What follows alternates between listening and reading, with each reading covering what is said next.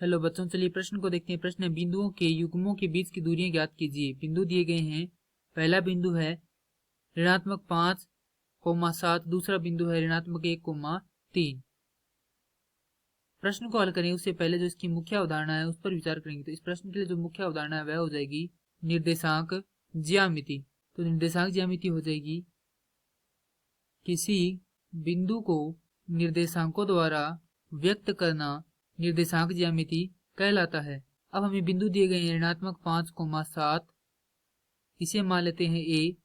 दूसरा बिंदु बी दिया गया है ऋणात्मक 1,3। तो यहाँ पर यह इस प्रकार से दो बिंदु है, इनके मध्य की हमें दूरी ज्ञात करनी है। यह ए है और यह बी है। तो यहाँ से दूरी सूत्र हो जाएगा वर्गमूल x1 घटाव x2 का वर्ग योग y1 घटाव y2 का वर्ग।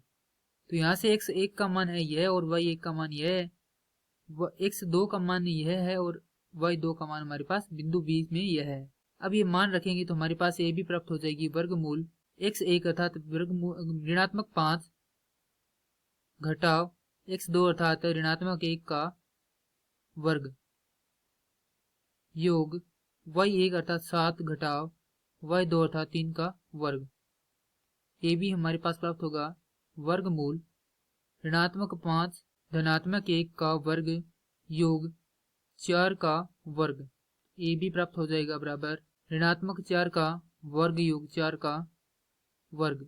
यह हो जाएगा 16 योग 16। ये भी बराबर प्राप्त हो जाएगा 32 वर्गमूल का।